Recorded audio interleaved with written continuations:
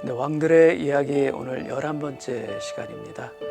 오늘은 여러분 그 성전을 다 짓고 8장에서 그 성전 안으로 언약궤를 안치하는 모시는 그런 장면을 중심으로 오늘 우리가 말씀 나누기를 원합니다. 어떻게 하나님의 언약궤를 성전 안으로 모시는가, 이 부분을 통해서도 우리가 하나님 앞에 나아가는 그 마음의 자세, 우리 신앙의 모습들을 한번 다시 살펴보는 이 시간 되기를 원합니다. 기도하겠습니다.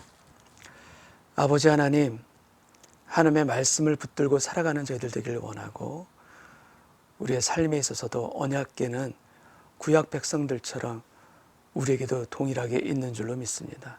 그들은 눈에 보이는 언약궤를 가졌다면 우리에게는 눈에는 보이지 아니하지만 하나님의 살아있는 말씀과 그 언약이 우리에게 이미 주어진 것이요, 그 하나님의 말씀의 소중함이 우리에게 생명과도 같은 것임을 우리가 믿고 의지하며 붙들며 살아가는 저희 모두 되게 하여 주옵소서. 예수님의 이름으로 기도합나이다. 아멘.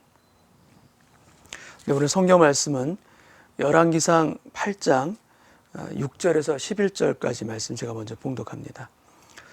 제사장들이 여호와의 언약궤를 그 처소로 메어 드렸으니 곧 성전의 내소인 지성소 그룹들의 날개 아래라.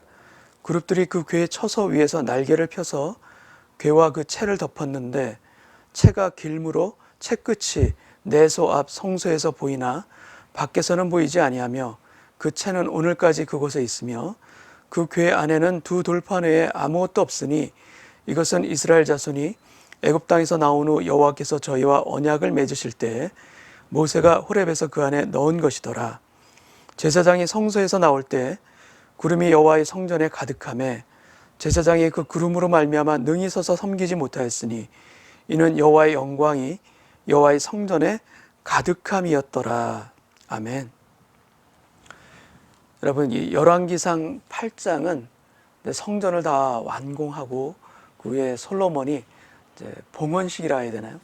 낙성식을 가지게 되는 바로 그 장면입니다. 그리고 오늘 읽었던 이 본문 말씀은 그 중에서도 특별히 여호와의 언약궤를 성전 안에, 이제 지성소 안에 모시는 장면을 그리고 있습니다. 그리고 이때가 언제냐면은 7월 절기라고 기록이 되어 있습니다. 이때는 유대인의 3대 절기 중에 하나인 바로 초막절을 가리킵니다. 초막절을 이름하는 명칭이 몇 개가 더 있습니다. 장막절이라기도 하고 수장절이라기도 합니다. 이것이 초막절은 어떤 의미인가 하면은 이스라엘 백성들이 광야에 있을 때 그들이 어떤 지금 우리가 살고 있는 어떤 그 집과 같은 곳에 살았던 것이 아니라 그들 스스로가 장막에 살았고, 또 여호와의 그 하나님을 모셨던, 언약궤를 모셨던 그 성막도 그것이 바로 장막 아닙니까? 그래서 이스라엘 백성들이 광야 가운데서 하나님의 인도하심과 하나님의 공급하심과 하나님의 보호하심을 누렸던 그 광야 시절의 은혜를 기억하며 드리는 절기가 이 바로 초막절이고요. 그 초막절, 이 상황이 이스라엘 백성들이 성전을 이제 완공하는 이 순간을 보게 되면은 성막의 시대에서 성전의 시대로 바뀌어지는 것입니다. 여호와를 모시는 곳이 이동식 장막에서 고정된 성전으로 바뀌어지는 것입니다. 근데 이 성막에서 성전으로 바뀌어지는 이것을 초막절의 그 의미를 새기면서 성전 낙성식을 하게 되는 것을 우리는 보게 됩니다. 제가 8절 말씀 한번 다시 읽겠습니다. 채가 길므로 채 끝이 내소 앞 성소에서 보이나 밖에서는 보이지 아니하며 그 채는 오늘까지 그곳에 있으며 라고 되어 있습니다. 여러분, 그 여호와의 언약궤는 그것을 이동할 때 어떤 수레에 싣고서 이동하는 것이 아니지 않습니까? 그것을 이동할 때는 그곳에 이제 채가 끼워져 있고 그것을 제사장과 레위인들이 어깨에 메어서 움직이는 것이 바로 이 여호와의 언약궤였습니다. 근데 마찬가지로 성전으로 드릴 때도 제사장과 레위인들이 그곳에 이제 채를 어깨에 메고서 옮겼을 것이고, 근데 중요한 것은 무엇인가 하면 그 채가 긴데 그것이 내소 앞, 성소에서, 내소 앞이라는 것은, 그러니까 지성소가 내소죠. 내소 앞이라니까 바로 외소인 성소를 가리키는 겁니다. 성소에서 그 채가 보이는 것입니다. 보이는 곳으로 길게 이렇게 채를 늘어뜨려 놓은 곳입니다. 여러분, 성막 시대에는 채가 필요했습니다. 왜냐하면 이동을 해야 되기 때문에. 근데 성전의 시대인 이때는 여호와의 언약궤에 채가 필요합니까? 필요하지 않습니까? 필요하지 않죠. 더 이상 그 채를 메고서 움직일 이유가 이제는 없어진 것입니다. 근데 그 채가 필요하지 않는데 그 채를 없애거나 다른 데 둔 것이 아니라 그곳에 그대로 두고, 아니 그대로 둘 뿐만이 아니라 그것을 바깥에서도 볼 수 있도록, 지성소 바깥에서도 볼 수 있도록 그 채를 길게 보이게 한 것입니다. 왜 그러셨을까? 왜 채를 바깥에서 볼 수 있도록 하셨을까? 여러분, 그 엘리 제사장 시절에 하나님의 언약궤를 이스라엘 백성들이 전쟁터로 가져갔던 그런 역사가 있습니다. 왜 가져갔는가? 그 이유는 다른 게 아닙니다. 여호와의 언약궤를 가져가면 하나님의 임재의 상징이기도 하니까 그것을 가져가면 전쟁에 이길 수 있으리라. 마치 어떤 수호신을 가지고 모시는 것처럼 그런 마음을 가지고 언약궤를 전쟁터로 가져갔다 그들이 어떻게 됩니까? 언약궤, 전쟁에 질 뿐만이 아니라 그 언약궤를 블레셋에 빼앗깁니다. 그래서 한참 동안 언약궤가 블레셋 가운데 있다가 하나님의 권능을 통해서 스스로 이스라엘 땅으로 다시 언약궤가 돌아왔던 것이 아니겠습니까? 그때 언약궤를 빼앗겼을 때 엘리 제사장의 며느리가 아기를 낳다가 아기를 낳고 죽습니다. 그래서 아기 이름을 이가봇이라 하라 유언을 남기고 죽죠. 바로 여호와의 영광이 떠났다라는 바로 이가봇, 그 사사 시대를 가리켜주고 있는 바로 이가봇, 여호와의 영광이 떠났다는 것이 언약궤를 빼앗겼다는 소식을 듣고 했던 말이기도 합니다. 여러분, 여호와의 언약궤는 어떤 세상 사람들이 소원을 바라고 그것을 수호신처럼 여기는 그런 대상이 결코 아닙니다. 보호할 수 있는 어떤 객관적으로 드러난 어떤 신령한 물체가 아닙니다. 여러분, 우리의 신앙은 관계입니다. 하나님과의 관계가 가장 큰 핵심이자 그것이 가장 중요한 것입니다. 이 관계를 떠나서 눈에 보이는 어떤 대상으로, 눈에 보이는 어떤 물체로서 하나님의 영광을 드러낼 수 있다? 결코 그럴 수가 없는 것입니다. 여러분, 이 성전도, 솔로몬이 지은 이 성전도 결국 나중에는 어떻게 됩니까? 바벨론에 의해서 무너집니다. 구별한 성전이라 할지라도 하나님을 따르지 아니하고 하나님의 말씀대로 살지 아니할 때 하나님께서 구별해 놓고 하나님의 영광이 임했던 그 성전이라 할지라도 사라지는 것이 역사로 증명되고 있습니다. 우리가 가장 중요한 것은 무엇인가? 어떤 물체가 아닙니다. 하나님을 믿는 우리의 신앙은 무엇인가? 눈에 보이지 아니하지만 눈에 보이지 아니하는 그 하나님을 믿고 따르는 것이고 그 하나님을 진짜로 의지하는 것, 그것이 바로 우리 신앙의 가장 핵심이기도 한 것입니다. 여러분, 구약시대에 대제사장이 1년에 한 번 그 지성소 안으로 들어갈 수 있습니다. 그러니까 지성소 안에 들어가서 여호와의 언약궤를 볼 수 있는 사람은 대제사장밖에 없습니다. 그런데 그 언약궤의 그 채를 길게 밖으로 빼서 바깥에서도 볼 수 있도록 해놓으신 것입니다. 이 의미가 무엇이겠습니까?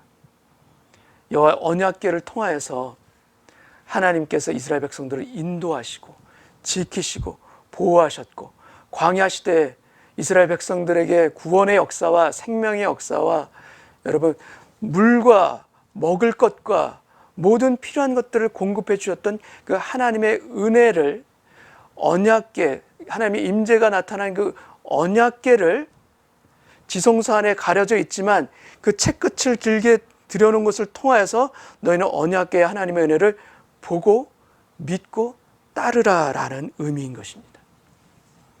물론 언약궤 자체에 능력이 있는 것이 아닙니다. 그러나 그 바깥으로 나와진 채를 통하여서 너는 하나님을 믿고 따르고 의지하며 하나님의 말씀대로 살아가는 하나님의 백성이 되어라. 그 의미가 이 책 끝을 길게 빼어놓은 그 의미 아니겠습니까? 여러분, 또 한 가지 놀라운 것은 무엇인가? 9절에 또 있습니다. 그 궤 안에는 두 돌판 외에 아무것도 없으니 이것은 이스라엘 자손이 애굽 땅에서 나온 후 여호와께서 저희와 언약을 맺으실 때 모세가 호랍에서 그 안에 넣은 것이더라. 여호와의 언약궤 안에 두 돌판밖에 아무것도 없다라고 지금 성경은 밝혀주고 있습니다. 여러분, 여호와의 언약궤 안에 무엇인지 여러분 다 기억하십니까? 언약궤 안에는 하나님께서 직접 써주신 십계명을 써주신 두 돌판이 있고, 그 다음 뭐가 있습니까? 만나를 넣은 항아리가 있죠. 또 하나는 아론의 쌍난 지팡이가 있습니다. 근데 세 개가 분명히 언약궤 안에 넣어진 것인데, 지금 솔로몬의 시대 낙성식을 하는 이때 보니까 어떻게 돼 있습니까? 그 안에 언약궤 안에 두 돌판밖에 없습니다. 나머지 두 개는 어떻게 된 것인가? 알 수가 없습니다. 근데 분명한 것은 무엇입니까? 그 두 개가 없어졌다는 것입니다. 사라졌다라는 것입니다. 왜 이게 사라졌는가? 하나님께서 말씀하셨고 언약궤 안에 있었던 이 소중한 만나와 이 아론의 쌍난 지팡이가 도대체 어떻게 없어진 것인가? 우리는 이유는 알 수 없지만 혹자는 블레셋에게 이 언약궤를 빼앗겼을 때 그때 같이 분실된 것이 아니냐, 뭐 이런 해석도 하기도 합니다만 우리는 정확하게 알 수는 없습니다. 그러나 분명한 것은 무엇입니까? 분명한 것은 지금 두 돌판밖에는 없다라는 것입니다. 근데 그렇다면 이 일이 왜 일어났습니까? 일어난 이유가 무엇입니까? 여러분, 결코 우연일 수가 없습니다. 그래, 나중에는 어떻게 됩니까?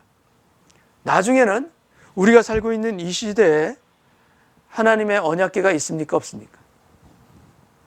우리 시대에 하나님의 언약궤는 없습니다. 그 안에 두 돌판 우리에게 있습니까? 없습니까? 우리에게는 없습니다. 만나와 아론의 쌍난 지팡이가 사라졌던 것처럼 우리 시대를 살고 있는 우리에게는 아예 언약궤 자체가 아예 통째로 다 사라지고 없습니다. 그렇다면 이것이 어떻게 된 일인가? 침략을 받아서 바벨론의 멸망을 당할 때 그래서 다 부서지고 무너진 것인가? 그런 해석도 가능할 수 있겠지만 가장 중요한 해석은 무엇인가? 도대체 왜 없어진 것인가?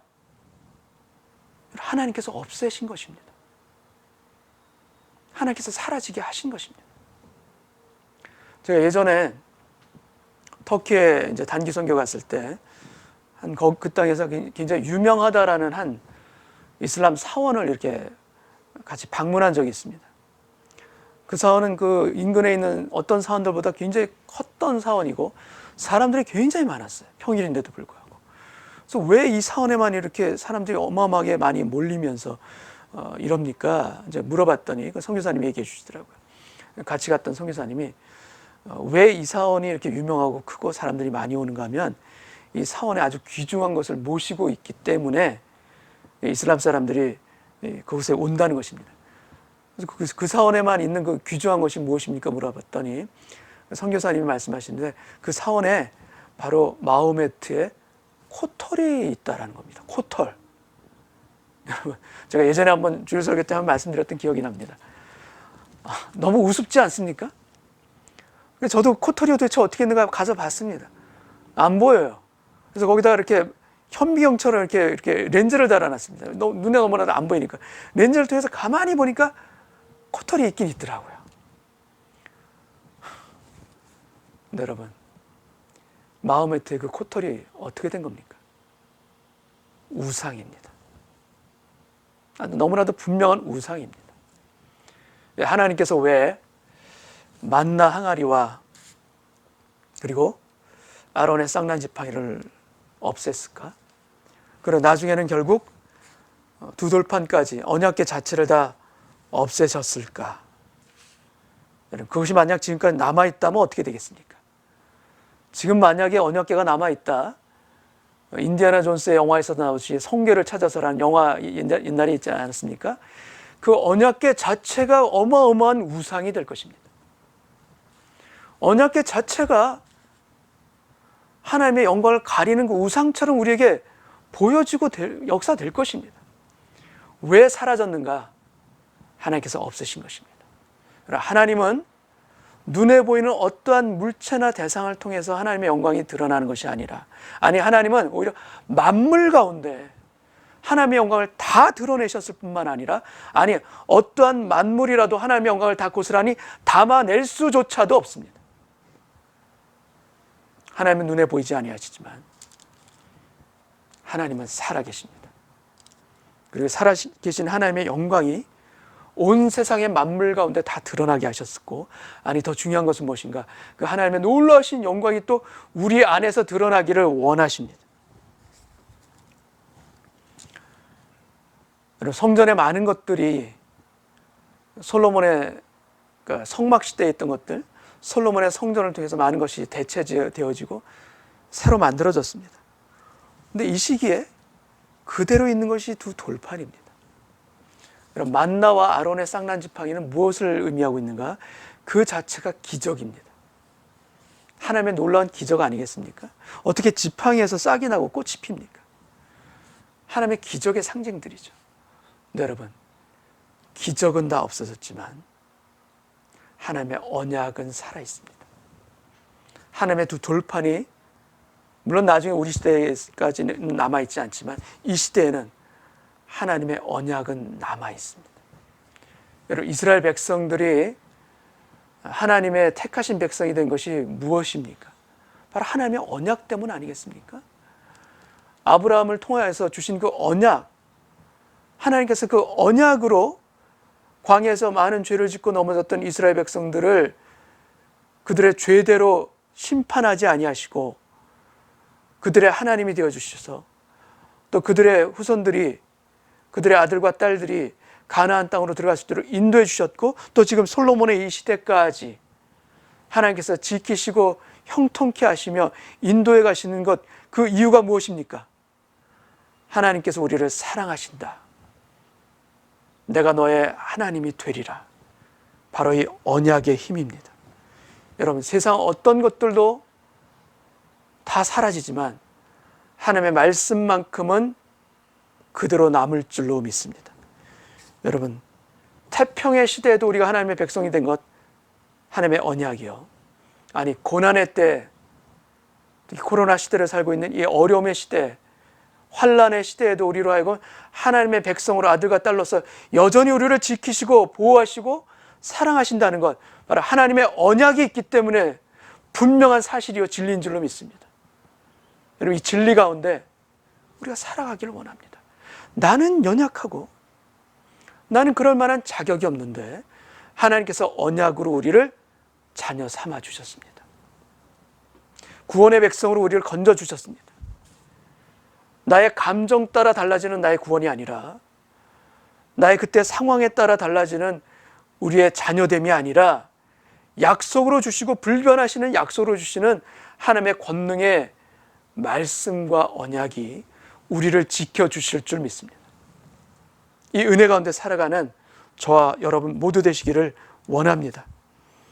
여러분, 여호와 영광, 성전을 다 지었을 때 10절에 이렇게 되어 있습니다. 제사장이 성소에서 나올 때 구름이 여호와의 성전에 가득하며, 영광의 구름을 가리키는 것이죠. 그리고 11절에 제사장이 그 구름으로 말미암아 능히 서서 섬기지 못하였으니 이는 여호와의 영광이 여호와의 성전에 가득함이었더라. 여러분, 성막 시대도 마찬가지입니다. 성막을 다 완공하였을 때 하나님의 구름, 영광의 구름이 그 성막의 주변에 빽빽하게 임하게 됩니다. 하나님의 영광이 드러난 것이죠. 마찬가지로 성전을 완공했을 때도, 낙성식을 할 이때에도 여호와의 영광의 구름이 그곳에 가득해서 제사장이 능히 서서 섬기지 못할 만큼 그렇게 가득합니다. 여러분, 세상 어떠한 곳에도 하나님의 영광을 담을 수도 없고 그것 가운데 이렇게 하나님의 영광이 담겨지지도 않습니다. 그런데 이 성전을 완공했을 때 그곳에 하나님의 구름이, 영광이 가득 찬 것은 무엇인가? 이것은 사람이 만든 그런 부족하고 연약한 것이라 할지라도 하나님께서 기뻐하시면서 내가 그곳에 임하시겠다, 내가 그곳에 함께 하겠다라는 하나님 아버지의 마음입니다. 여러분, 이것은 무엇과 같은가 하면 마치 어린 아이들이 어버이날에, 예전에 어버이날에 그들의 그 때 묻은 손으로 이렇게 카네이션을 이렇게 종이로 만들어서 이렇게 어버이날에 엄마에게 아빠에게 이렇게 선물을 해서 달아드리지 않습니까? 근데 저 어렸을 때 그런 기억이 납니다. 근데 우리의 부모님들은 어떻게 그걸, 그 카네이션, 아이들이 만든 카네이션인데 그것이 뭐 제대로 만든 것이 아니지 않습니까? 근데 그럼에도 불구하고 저희 어머니는 그 카네이션 다는 걸 너무 기뻐하셨어요. 너무 좋아하셨어요. 제대로 만든 게 아닌데, 부족하기 짝이 없는데 너무 그것을 기뻐하시고 좋아하셨어요. 하나님의 마음이 동일합니다. 우리가 아무리 최선을 다해서, 물론 솔로몬의 성전 그 시대에 화려하게 잘 만든 것 분명합니다. 근데 그렇지만 어찌 그것이 사람의 손으로 만든 것이 하나님의 영광을 담을 수 있는 그런 그릇이 되겠습니까? 전혀 되지 못합니다. 근데 그렇지만 하나님께서는 마치 어린 아이들이 그들의 손으로 카네이션을 만들어서 엄마 아빠의 가슴에 그 꽃을 달아드렸을 때 기뻐하고 기뻐하였듯이 하나님께서도 지금 하나님의 영광의 구름으로 그곳에 임하시는 것입니다. 왜 그렇습니까? 우리가 바로 하나님 아버지의 언약의 자녀이기 때문이고, 우리가 바로 하나님 아버지의 사랑하는 아들이자 딸이기 때문에 그렇습니다. 우리들의 인생에서도 마찬가지입니다. 우리가 얼마나 훌륭한 것을 주님께 올려드릴 수가 있겠으며, 얼마나 우리가 큰 것들을, 놀라운 것들을 주님께 올려드릴 수가 있겠습니까? 우린 그럴 만한 능력도 지혜도 없습니다. 그렇지만 비록 힘은 약하지만 우리 삶을 통해서 하나님께 드리고자 하는 그 예물과 우리의 시간과 우리의 정성들, 아버지는 기뻐하십니다. 아버지는 너무나도 기뻐하십니다. 그래서 우리가 부족한, 우리가 코올리게 아이들처럼 하나님께 올려드리는 그 정성을 하나님께서는 너무나도 기뻐하시면서 우리의 가정에, 우리의 인생 가운데 영광의 구름으로 임하신다는 것, 가득 채워주신다는 것, 여러분 믿으시기 바랍니다. 우리는 깨어진 질그릇과 같은 존재이지만 그것에 예수 그리스도라는 보배를 담게 하여 주셨을 뿐만 아니라 그 질그릇을 통해서 아버지 하나님께서는 영광을 드러내시기를 원하십니다. 그 질그릇 같은 인생을 통하여서 하나님은 함께 하시길 원하십니다. 그곳에 영광의 구름을 가득 채워주시기를 원하시는 것입니다. 그러기 위해서는 우리가 어떻게 해야 되는가? 여러분, 성전을 지을 때 광야에서 성막도 그렇고 솔로몬의 성전도 동일합니다. 그 짓는 방법은 하나님의 방법대로 지은 것입니다. 성막에서도 아주 디테일하게 하나님께서는 모세를 통하여서 어떻게 성막을 지어야 되는 것인지, 여러분 색깔의 그 실의 색깔까지 다 지정해 주시면서 아주 디테일하게 자세하게 성막 만드는 것을 알려주셨고, 여러분 이스라엘 백성들은 광야에서 성막을 만들 때 하나님께서 알려주신 그 방법대로 만든 것입니다. 여러분 우리 삶에 있어서 하나님의 영광이 우리 삶에, 우리 질그릇 같은 인생에 드러나게 하시려면 우리가 어떻게 해야 되는가? 하나님의 방법대로 살아야 합니다. 하나님께서 말씀하시는 그 뜻대로 방법대로 우리는 걸어가고 살아야 될 것입니다. 그래서 여러분 성막에 있어서도 가장 중요한 재료가 있습니다. 성전도 마찬가지입니다.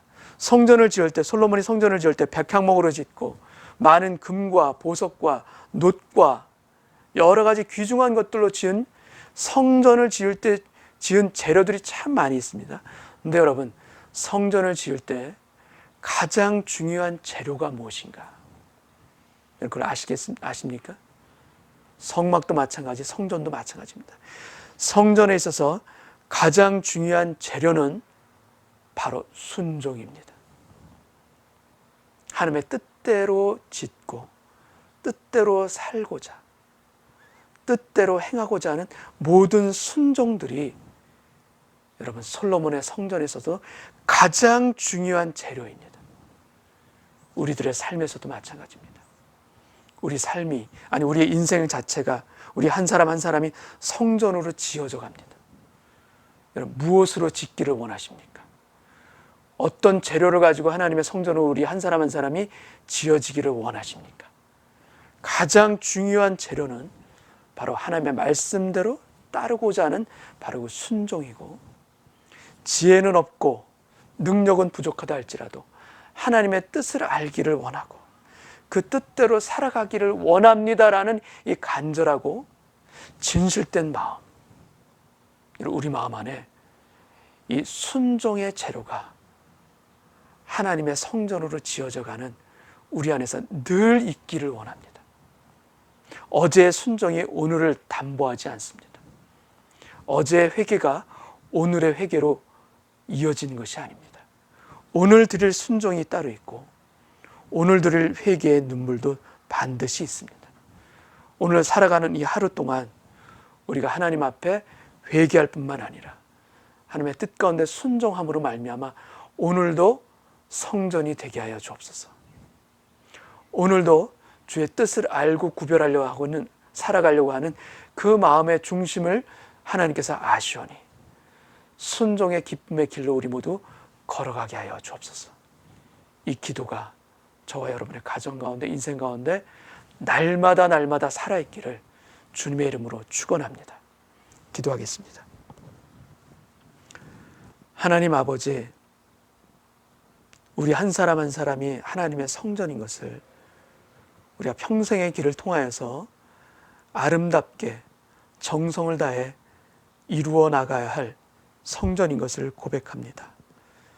하나님, 무엇보다도 하나님이 주신 언약 가운데 언약의 힘으로 우리가 성전을 지어가는 저희들 되기를 원하고, 또한 우리 하루하루의 삶을 통하여서 주님의 말씀의 기준에 늘 서서 살아갈 수 있는 저희들 되게 하여 주셔서 날마다 날마다 순종의 재료가 우리의 성전을 한 벽돌 한 벽돌 쌓아져 올라가는 그런 인생이 되게 하여 주옵소서. 쌓았다가 다시 허물고 쌓았다가 다시 또 허물어지는 그런 삶이 아니라, 비록 주님 시간은 천천히 느리게 쌓아질지라도 정성된 마음으로 순종의 벽돌을 하나씩 하나씩 올려서 주님 앞으로 나아가는 저희들 되게 하여 주셔서 하나님이 보시기에 기뻐하시고 흠양하시는 순종의 성전이 되어질 수 있도록 주여 인도하여 주옵시고 함께하여 주옵소서. 예수님의 이름으로 기도하옵나이다. 아멘.